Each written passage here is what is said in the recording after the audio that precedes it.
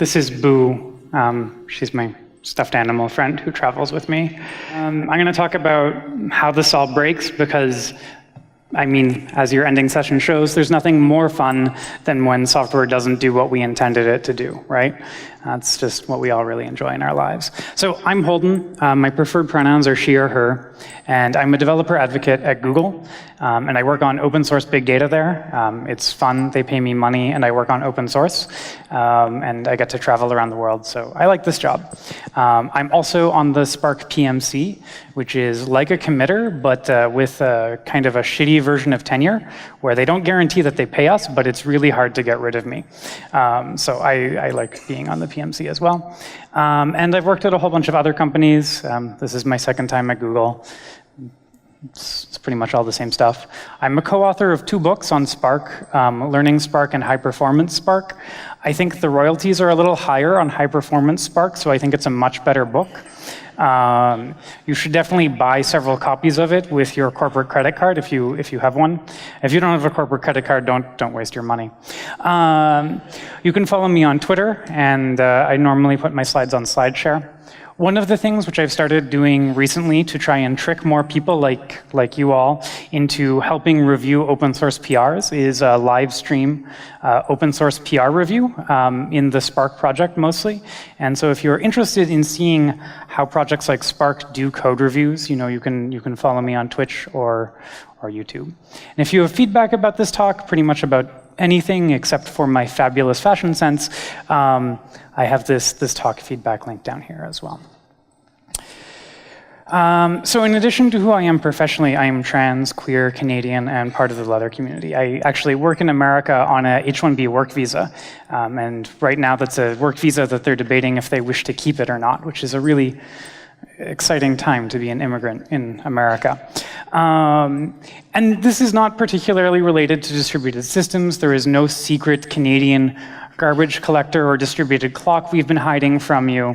But I think it's useful and important to acknowledge that we all come from different backgrounds. And if perhaps on your team, when you look around, you don't come from different backgrounds, that's a thing that you should think about and see if you can make a more diverse team so that you don't just recreate yesterday's problems faster. Instead, we can work together and solve some fun problems together.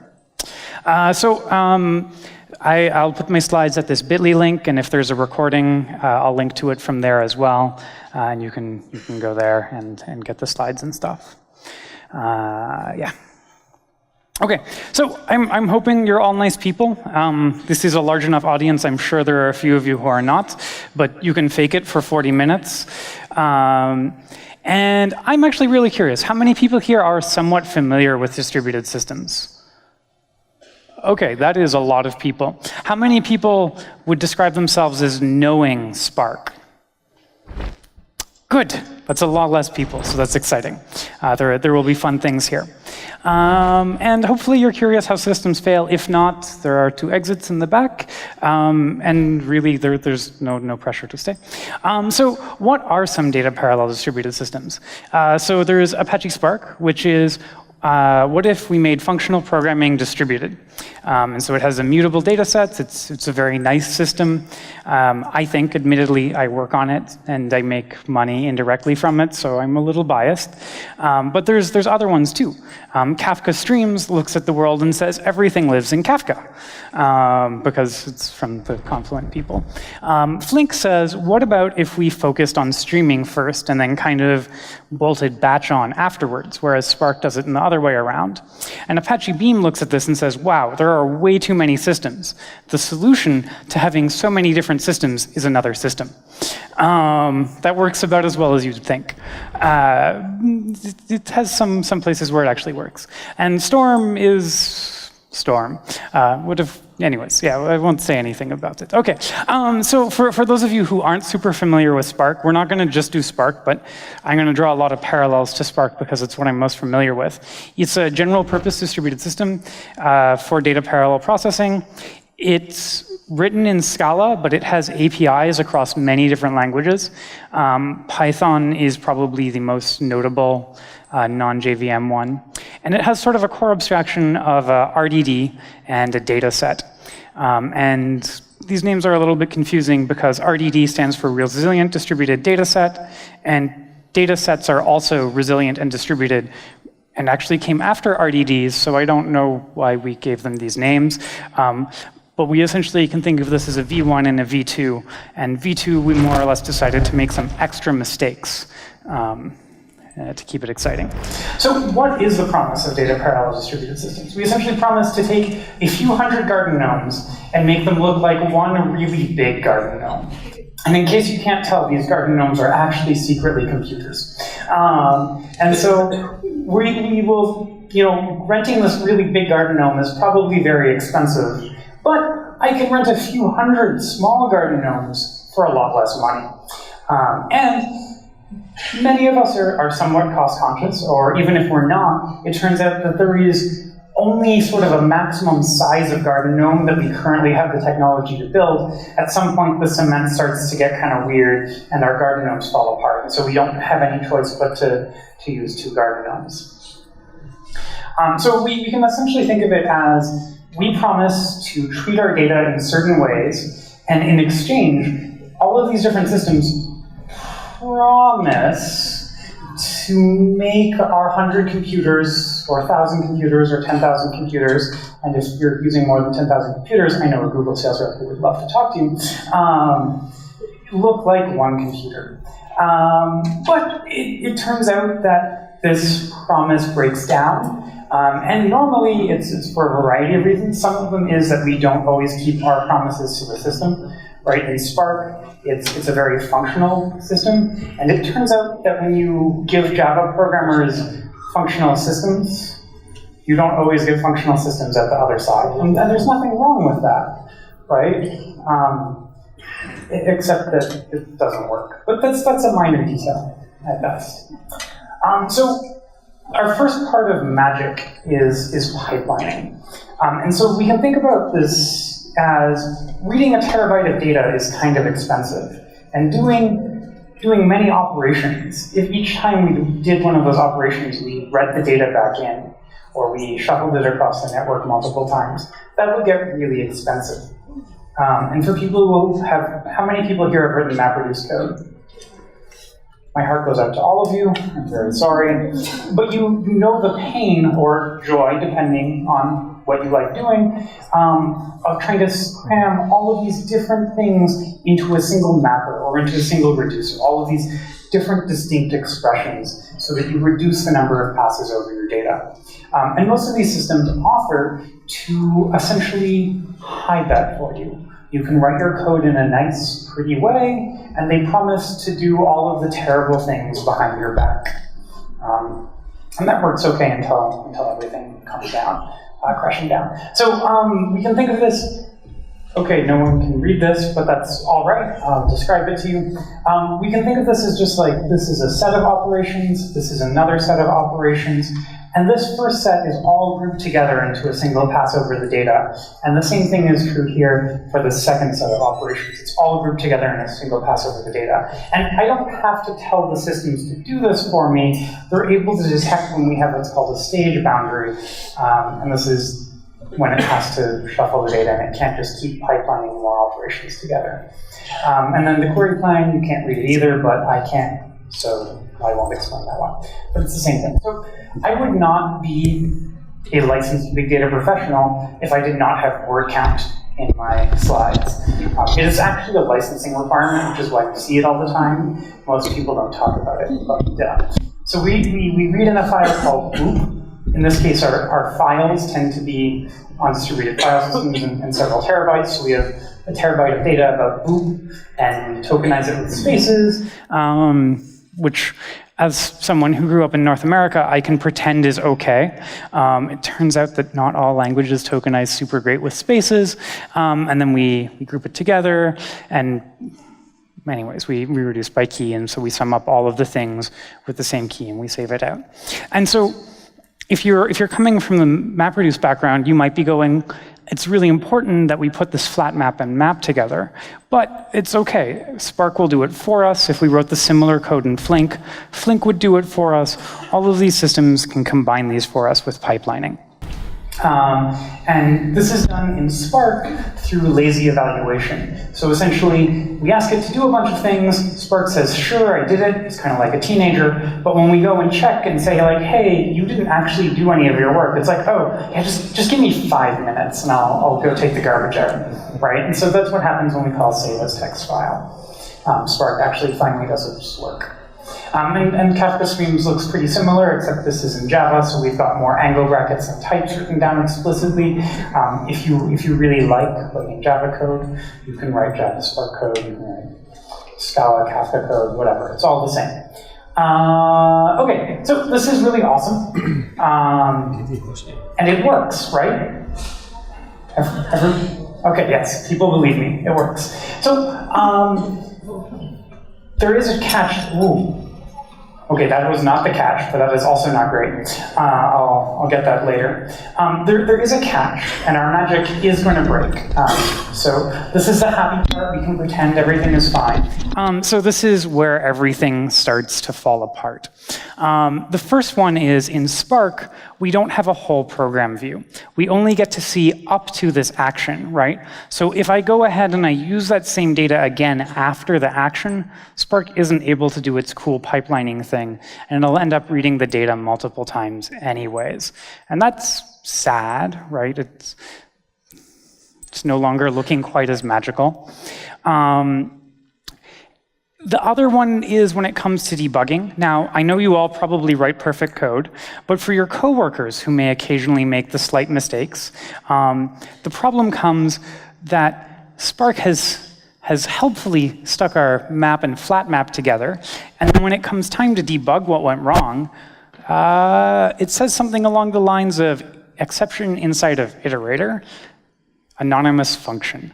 And that's really great because anonymous function is super descriptive. I only have a few hundred of them per file.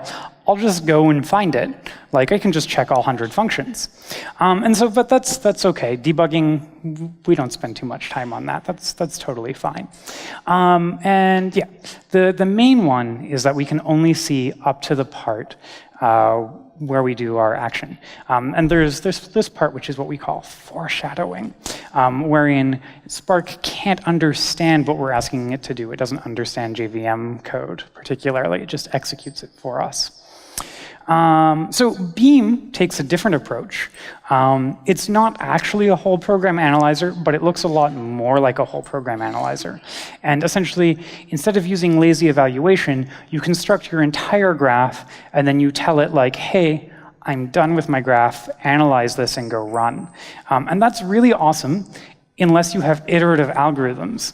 How many people here like machine learning, or have been told that they like machine learning by their boss? Okay, so not a lot of hands, but some laughs. I'll take it. So if you like machine learning, or you've been told that you like machine learning, you have the exciting problem of probably needing to write iterative algorithms, right? We tend to run iterative gradient descent and stuff like that, and this part doesn't work so well. So if I have to do a sort of whole graph analysis, I can't really get like my intermediate results back and make decisions based on that because I gave it a whole graph to work on.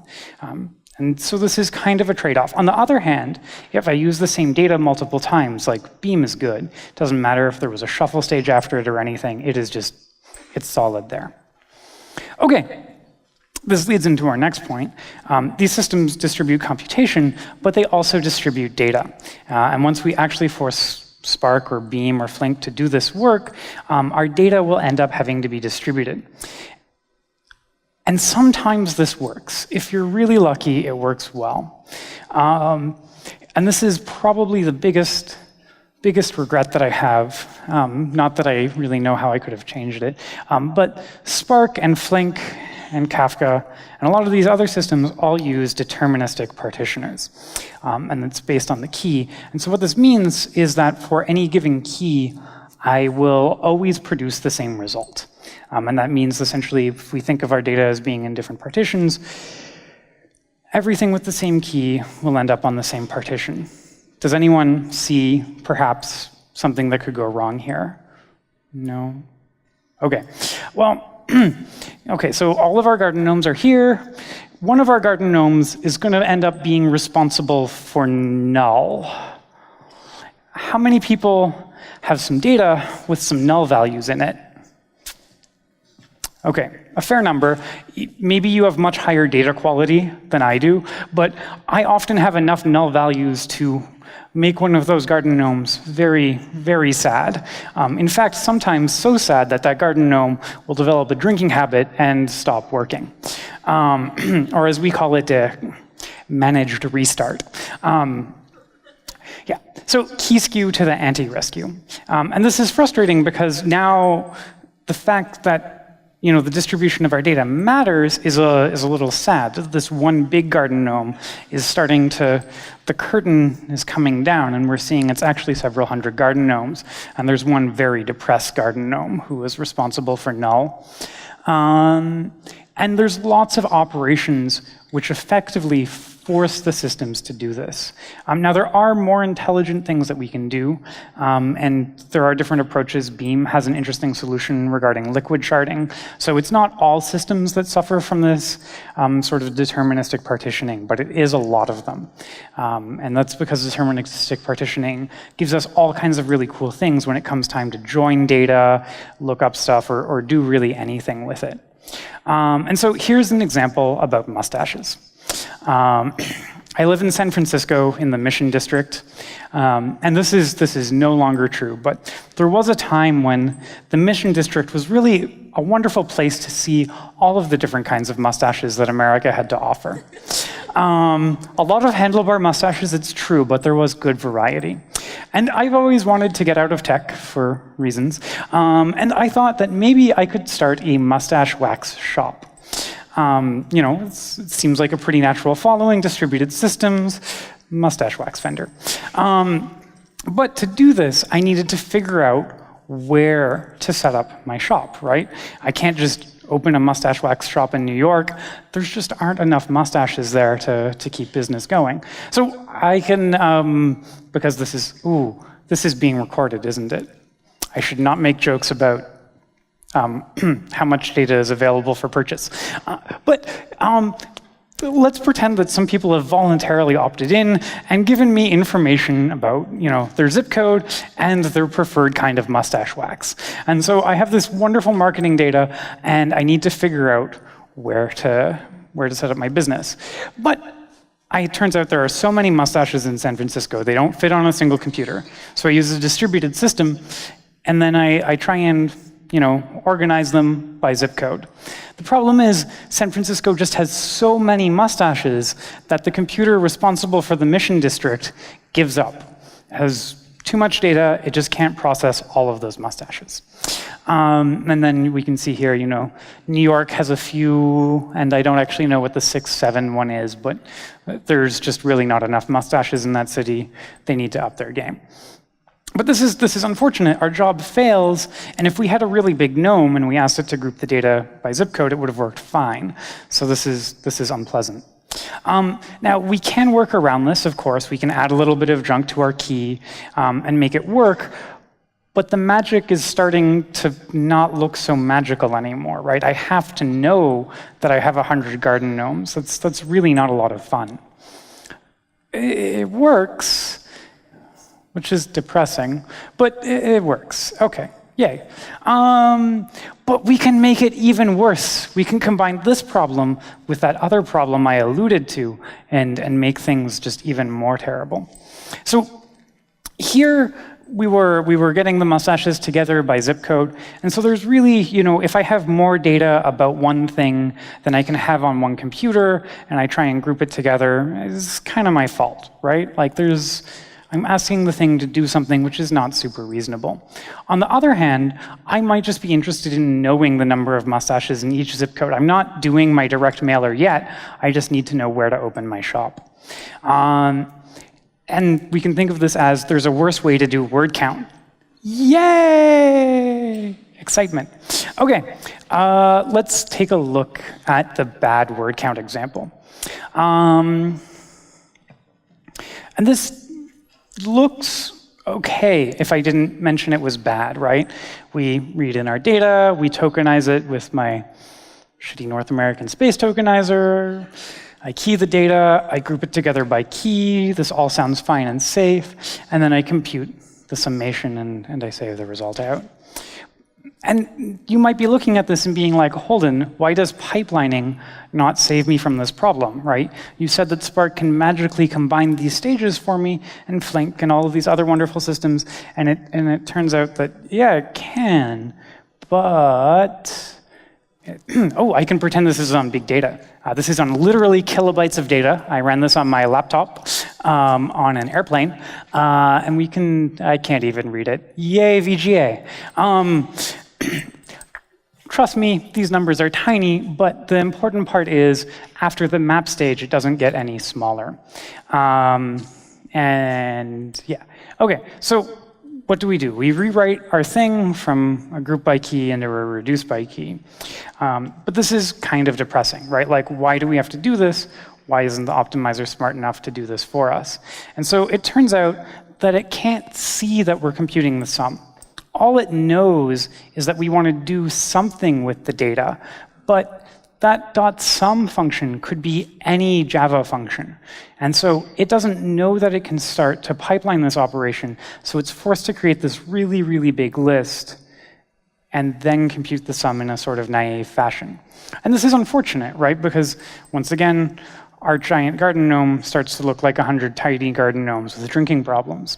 And so we have to change our code to fix this. And at this point, you might be starting to get a little sad and not wanting to use data parallel systems, and that's normal. But normally, by the time you encounter these problems, you're far too invested in whichever system you've chosen to rewrite your codes to another system. And then even if you do, you find out that they all have the same problem. I think that's good. Okay, so another option is SQL. How many people really, really love SQL? There's a good number, and it's fine. Some people probably really do, and they don't want to share. And that's okay, too. There's nothing wrong with SQL. I don't personally enjoy it, but if we thought about that summation expression back there, if instead we wrote things in a DSL that the computer could understand to a better degree, right? It wasn't arbitrary bytecode, maybe we could do cool things with it. And so if we write our things with stuff like SQL, and this is really interesting, all of the systems more or less have picked up SQL in various slightly incompatible implementations, because what's a standard without 6 implementations that don't talk to each other? And they're all more or less able to understand to a greater degree what it is you're asking them to do. And this is really cool. On the other hand, if you're like a functional programming nerd like myself, when someone tries to take your lambda functions away, you get a little unhappy. And that's okay. I don't deserve happiness, as I'm reminded frequently in America, but you know, I like to be happy. Oh, and there's some benefits with serialization getting better and other things that matter if you care about this. And we can also do a hybrid approach, and this is also implemented by all of the systems in slightly different incompatible ways. And so essentially what we can do is, for our weird aggregations, we can write our things in SQL, we can help the optimizer understand what we want to do, but when it gets time to do that really special business logic, which is almost always calling a Fortran 77 library that no one even has the source code for anymore, we can still use our lambda functions and pretend that Fortran doesn't exist, which is something I wake up every morning and I'm just like, just one more coffee, and I can pretend the Fortran compiler was never created. Maybe there are some scientific programmers here. This is not going over as well as I thought it would. Okay, so here's an example in Spark. We can write things with these 3 equal signs, and the filter expression allows Spark to understand it's not a JVM equality, it's a special Spark SQL equality operator. And this is nice because it means that Spark is able to see that we are only interested in happy data, and so that it can just not load any of the sad data, and we can pretend that just sad people don't exist. Yay! And then we can go ahead and we can do our arbitrary code afterwards.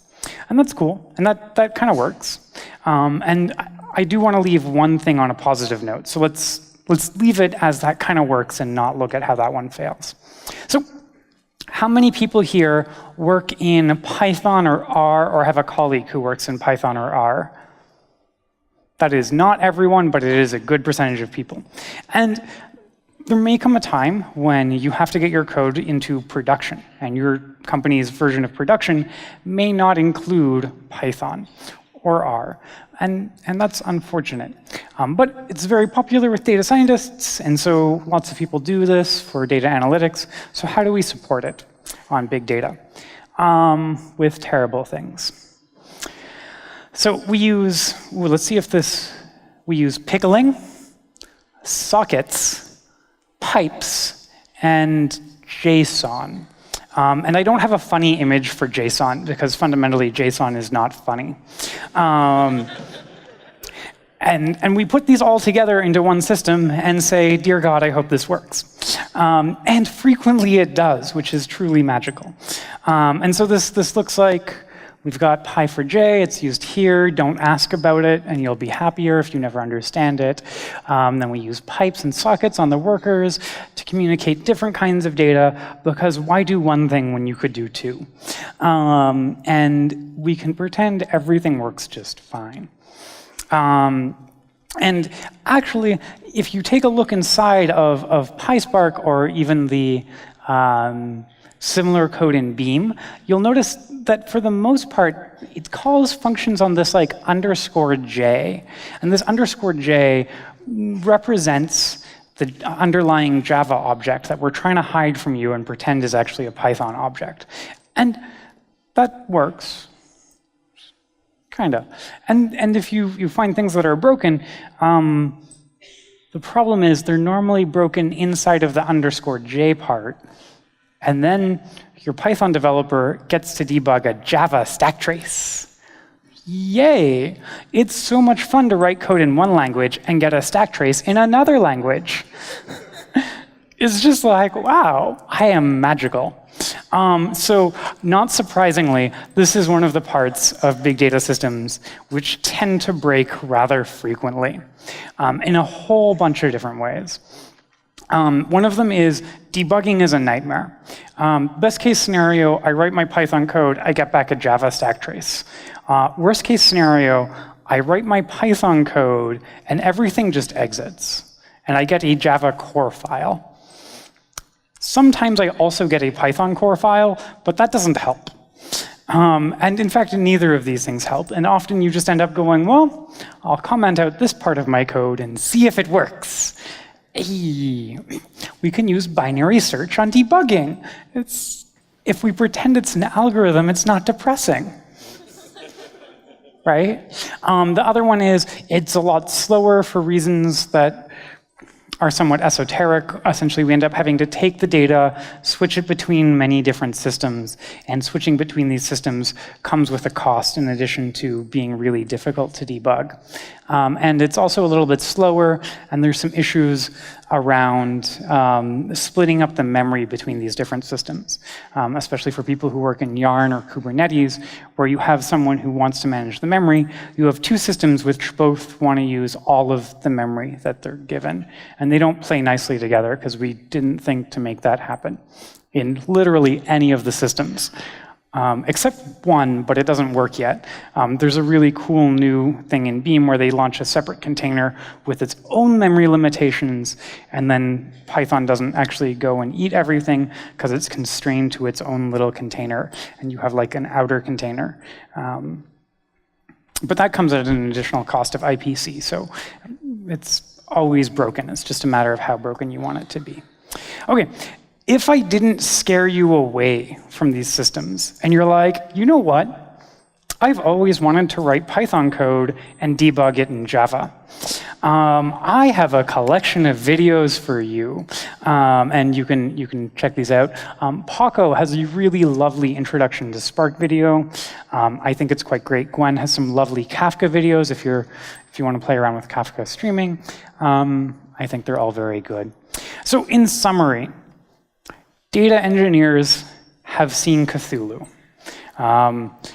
Be kind to your data engineers, and if you are a data engineer, it's okay to sometimes just be like, dear God, I have 100 garden gnomes, and none of them are behaving, and just take the day off. Just tell people you're debugging a stack trace, and if they want to see one, just go to the mailing list and grab it. Just take the day, get some coffee, it's okay. These systems are terrible.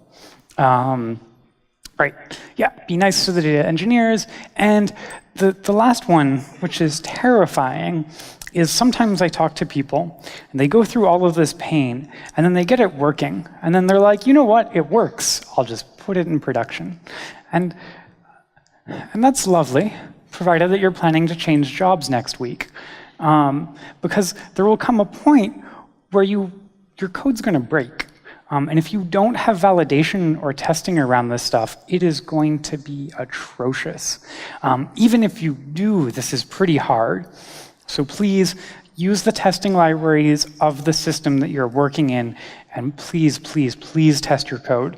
Just because you wrote it in a notebook does not mean that it doesn't need to be tested. Just because it's hard doesn't mean we don't have to do it. Are there any people who really like notebooks in the audience? Okay, cool. Well, my eyes are on you. You better test your code. Okay, so we're getting to some of my more important slides. If you're interested in books on Spark, I think some of these are great. I wrote some of them. I'm sure it's a coincidence. I'm going to do what authors don't normally do. Don't buy fast data processing with Spark. It's my first book. It's not very good, and it's also out of date. Instead, Learning Spark or High Performance Spark, which pays me more money, are great books. And in fact, here's a link. You can buy it and ship it to an American address. I'm sure that's very useful for you all. And the great thing is, if you do this, it's probably going to be really hard for you to return. So that's cool. The other one is, I have a new project that I'm starting. And I want to be clear, the last time I told people about this, they thought it was a joke. This is not a joke. I am working on a book called Distributed Computing for Kids with Apache Spark. And you can give me your email address that I will selectively contact with appropriate marketing material. Even though we're not exactly in Europe, I'll still follow the rules. And you can give me your email address and the age of the children that you wish to share the magic of distributed computing with. Do be aware, though, if you share the magic of distributed computing with small children, they will come to you with stack traces. So, it's kind of questionable if this is a net positive or a really questionable idea. I might do office hours tomorrow. The alternative is that I'll sit on a beach and drink coffee and have kind of a nice life. But if anyone wants to talk about computers, I am more than happy to talk about computers with you, ideally on a beach drinking coffee. But if for some reason you don't want to sit on a beach and drink coffee, I'm happy to do my office hours at a more traditional cafe that's not beachfront. Right. If anyone really wants an excuse to go to other cities, I'll be there. Toronto is cold in November, just throwing that out there. And London is also cold in December. So maybe not the best times to visit, but if you need a business reason, I am more than happy to back you up, provided your boss has not watched the recording or listened to it. Okay, I was going to maybe do a demo of failure, but the Wi-Fi here is not so great, and I think I've taken a fair amount of time. So if anyone wants to come and watch any of these things actually fail, I'm more than happy to show you, preferably on the beach with coffee, not necessarily here, but I can do it here too. So that's pretty much it. Okay, thanks, bye. If you have feedback, you can also email me if you don't like surveys. It's all right either way. So thank you all for listening. I hope. Oh, yes. If you could pretend to be very excited for a minute, I can take a photo to show my boss when he gets the.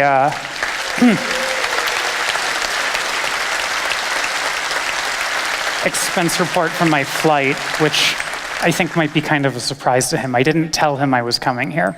I find it's easier to ask for forgiveness, but I probably shouldn't be saying this while the recording's running. So, yeah.